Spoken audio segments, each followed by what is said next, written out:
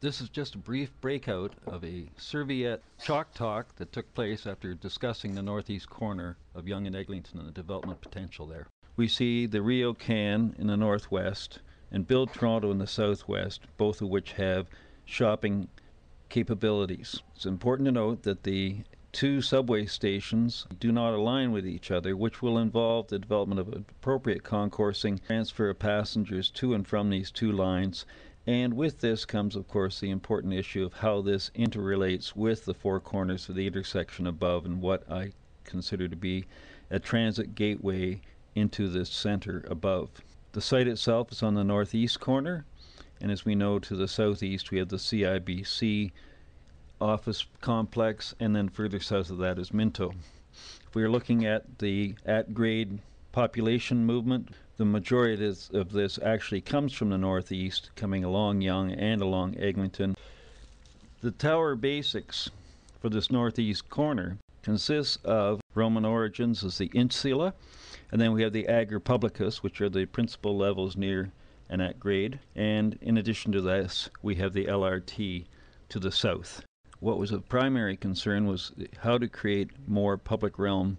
space at the intersection, and this is where we looked at the potential of building over the road itself, which is a busy vehicular thoroughfare, and at the same time we have a great deal of population that utilizes the sidewalks, and it does start to make sense to utilize the public realm as being three levels: at grade, above grade, and below grade.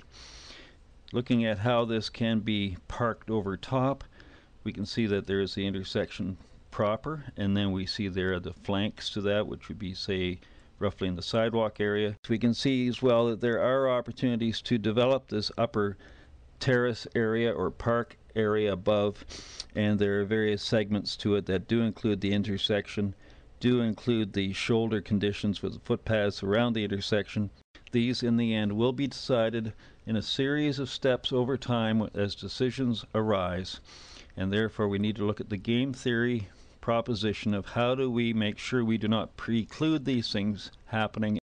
If we look at the tower base in general, we see this as being three principal levels, and the topmost level of this includes such things as obviously vertical access to the condominium insula above. At this level as well, we have the foot traffic is at the same level as all that comes from Roehampton. So in other words, this upper level may actually be a walk through directly to Roehampton, involved with the lands that they own. And then as well, the tops of shops, the second level of the retail along Yonge and Eglinton, could be interlaced with this level as well.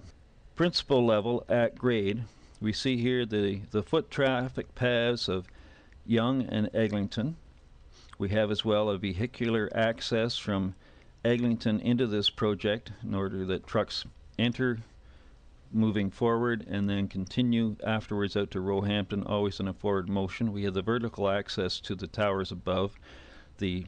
spiral there indicates that there has to be access down to the transit level below, and shown here as well, in addition to having a large open space at the base of this tower in general, is how then the retail frontages can skirt along Yonge and Eglinton and again encompass the rear edge of this substantial open space under the tower. We can recognize that there are three vectors, one along Yonge Street on its footpath, one along Eglinton on its footpath, and then there's the potential of actually drawing in from the rear to the upper level people who are coming from Roehampton. And again, at the intersection itself, we have this transition then from some great hall or urban room down into the station below. In a traditional shopping center, this is truly the foot traffic potential, and much of it is riding right through on the rails today and has the opportunity to actually, with a proper gateway environment, to get off for a moment to involve themselves in the services of the area. On this basis, if we look at the lower level of the tower, we see here the two rail alignments and where their station placements occur, and it can be readily seen that they are not stacked over top of each other, and this involves concoursing or horizontal movements. What is important here is to make sure that this concoursing movement between the north, south, and east, west occurs as high up as possible, close to ground level, in order that from there they can consider actually accessing the area. It is of great significance that we should look at the Yonge Street station, as this is the only station on the Yonge line, which is well over 50 years old now, which is going to have a comprehensive rebuild of its station in order to handle the concoursing required. And therefore, we can provide a contemporary solution for this area earlier station designs does not allow. This diagram here picked up basically on this cross-sectional consideration of whether one does a shallow or a deep station. And there are two conceptions of how this LRT line is done. One is a deep solution where there is a concourse or jumper level between the two rail lines underneath Yonge, and the other one is where they're all a shallow LRT line, and then the concourse or jumper occurs above the Yonge line, and with that we do get the ability at that concourse level to create a true gateway from there up to the ground level above. In each of these situations, it does involve a vertical transition, then a horizontal transition, and then another vertical transition.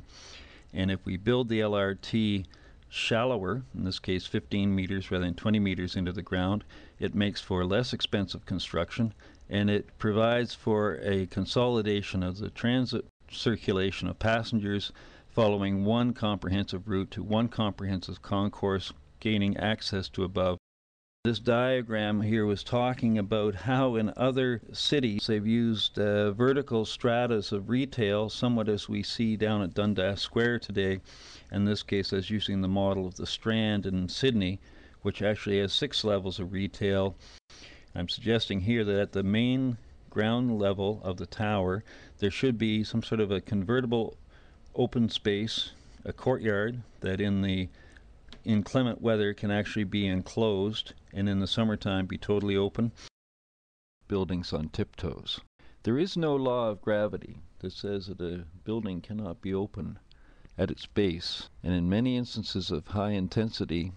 where open space is a deficiency in an area, we find structures that have effectively been lifted up in order to incorporate the open space public realm component in the base of their building structures. A critical issue in the evolution of the below-grade concourse at Yonge Eglinton is to resolve the services that presently reside within the Yonge Street alignment on the east side. It's important that these be brought up into the design process, into the stage of flux before things become crystalline, and if these are dealt with, then having this upper concourse carry through beneath the whole of Yonge Street, connecting all the corners together, can be accomplished. And with that, we can create that transit gateway